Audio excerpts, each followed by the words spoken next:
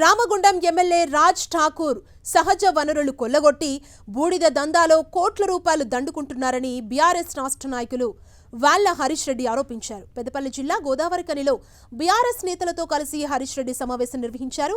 ఉమ్మడి కరీంనగర్ జిల్లాలో రాజ్ ఠాకూర్ ఓ అవినీతి ఎమ్మెల్యే అని, ఆయన చేస్తున్న అక్రమాలపై ప్రశ్నిస్తే అతని అనుచరులతో తిట్టిస్తున్నారని ఆగ్రహాన్ని వ్యక్తం చేశారు.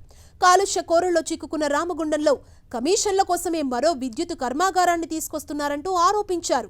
పారిశ్రామిక ప్రాంతంలో నెల రోజుల్లో సుమారు 40 మంది అనారోగ్యంతో మృతి చెందారని ఆవేదన వ్యక్తం చేశారు. కాంగ్రెస్ నాయకులు సింగరేణి సిఎస్ఆర్ నిధుల్ని స్వార్థ ప్రయోజనాల కోసం పక్కదారి పట్టిస్తున్నారని ఆరోపణలు చేశారు. ఎన్నికల సమయంలో ప్రజలకిచ్చిన హామీలను అమలు చేయడంలో కాంగ్రెస్ విఫలమైందనే దేవా చేశారు. ఎమ్మెల్యే రాజ్ ఠాకూర్ చెప్పే అబద్ధాలను ప్రజలు గమనిస్తున్నారని, అక్రమ సంపాదన ద్వారా కోట్ల రూపాయలు దండుకుంటున్నారు.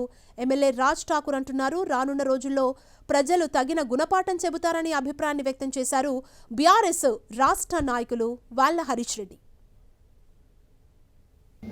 ఈ ఎమ్మెల్యే చేస్తున్నటువంటి బూడిద దంద అక్రమ సంపాదన దాదాపు నెలకొక 4-5 కోట్ల రూపంలో ఎట్లా దోచుకుంటుర్రు. మరి అక్కడ ఆ చెరువులో బూడిద డంప్ చేయడం వల్ల స్థానికంగా 4-5 గ్రామాల్లో ఉన్నటువంటి మత్స్యకారులు, బెస్త కులస్తులు, గంగపుతులందరూ కూడా జీవనోపాధి పోవడము, తర్వాత ఎలకలపల్లి గ్రామంలో ఉన్నటువంటి గౌడ సోదరులందరికీ కూడా అక్కడ ఈదులు ఉంటాయి, ఈత చెట్లు ఉంటాయి. ఆ ఈత చెట్లన్నీ కూడా బూడిదమయమైపోయి వాళ్ళకు కూడా జీవనోపాధి కోల్పోవడము, వీళ్ళ అక్రమ సంపాదన ఆగకపోవడము, ఇవన్నీ కూడా ప్రశ్నించాల్సిన విషయం అని చెప్పేసి ఈరోజు ప్రెస్ మీట్ పెట్టాను నేను. ఇలా ఏం జరుగుతుంది, తన అనుచరుడైనటువంటి ఒక వ్యక్తి, ఏబీసీ రెడ్డి అనే వ్యక్తి ఒక పెద్ద ప్లాన్ స్కెచ్ చేసి ఎన్టీపీసీ అధికారులతో సహా తన అనుచరులతో సహా ఎమ్మెల్యేకి అనునిత్యం ప్రతిరోజు 35 నుండి 40 లక్షల రూపాయల అక్రమ సంపాదన, అంటే దాదాపు ఒక 500-600 ట్రక్కులు బూడిద ఈ నుంచి తరలించకపోయి ఎక్కడికో వీళ్ళు అడ్డగోలుగా 35-40 లక్షలు సంపాదిస్తారు ప్రతిరోజు. అంటే నెలకు ఒక 10-12 కోట్లు. ఈ అక్రమ సంపాదన అడ్డుకోవాలి. రెండవది, ఎన్టీపీసీ యాజమాన్యం కూడా ఖచ్చితంగా ఇక్కడ జీవనోపాధి కోల్పోయినటువంటి వ్యక్తులందరికీ, భూ నిర్వాసితులందరికీ మరి వాళ్ళకి కాంపెన్సేషన్ ఇవ్వాలి, వాళ్ళనే ఆ బూడిద అమ్ముకునే విధంగా వాళ్ళు చేయాలి అని చెప్పేసి నేను ఇలా ప్రశ్నిస్తున్నా, డిమాండ్ చేస్తున్నా ఎమ్మెల్యేని. రెండో విషయం, నగరం మొత్తం ఇలా కాలుష్యమైంది.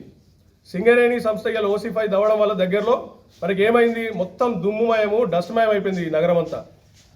అటువంటి సింగరేణి సంస్థ నుంచి ఇలా 10 కోట్ల రూపాయలు తీసుకుపోయి ఎవడో ఫుట్బాల్ ప్లేయర్ వస్తే వాడిని ఖర్చు పెట్టిరు.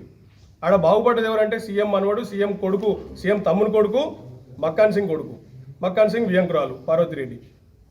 సింగరేణి పైసలు ఇలా సింగరేణి వెదజల్లుతున్నటువంటి డస్ట్ని కంట్రోల్ చేయడానికి స్ప్రింక్లర్లు కానీ, ట్యాంకర్లు, వాటర్ ట్యాంకర్లు కానీ కొనడానికి వాళ్ళ దగ్గర దిక్కు దివాన సొమ్ము లేదంట. ఈ 10 కోట్లు తీసుకుపోయి ఎవడో ఫుట్బాల్ ప్లేయర్ కోసం పైసలు ఖర్చు పెడతారు. ఇలా దీని గురించి కూడా ఎమ్మెల్యేని నేను ప్రశ్నిస్తున్నా. అంటే నీకు బాధ్యత లేదా? నువ్వు సింగరేణి కార్మికులు ఇలా ఓటేస్తేనే ఎమ్మెల్యే కాలేదా? మరి ఆ కార్మికులు ఇలా కాలుష్యంలో చిక్కుకొని ప్రాణాలు కోల్పోతా ఉంటే నువ్వెందుకు ఆ పైసలు తీసుకుపోయి ఇలా ఫుట్బాల్ ఓడో, క్రికెట్ ఓనుకో తగలబెడుతున్నావు? ఇప్పటికైనా కళ్ళు తెరవాలి ఇక్కడ ప్రజలందరూ కూడా. ఆయన ఈ విషయం పట్ల ప్రశ్నించాలి. మూడో విషయం, రైతులు ఇలా మా పాలకుర్తి అంతర్గం ప్రజలు రైతులని ఇలా దాట వస్తూ ఉంటే ప్రతి ఒక్క రైతు ఇలా నాట్లకు సిద్ధమైన నాట్లు వేసుకుంటున్నాడు, వరి నాట్లు. ఇయాల్టికి కూడా రైతు బంధు దిక్కు దివాన లేదు, రైతు భరోసా వీళ్ళు చెప్పినటువంటి. కేసీఆర్ గారు ఆనాడు 15 రోజుల ముందే రైతు భరోసా వేస్తే నాట్లకు ముందు, ఇలా ఈయన కనీసము నాట్లేసే సమయాన్ని కూడా రైతు భరోసా వేయలేదు.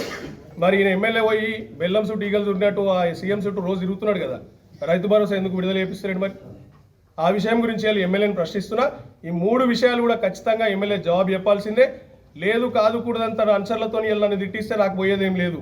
నేను ఈయనే ఉండేటోని, నేను ఏడికి వారిపోను. నేను ఇంకా 30 సంవత్సరాలు ఈయనే ఉంటా, ఇదే లోకల్ రామగుండం టౌన్ ఉంటా, ఈయనే ఉండి మిమ్మల్ని ప్రశ్నిస్తూనే ఉంటా మీరు దిగిపోయేదాకా.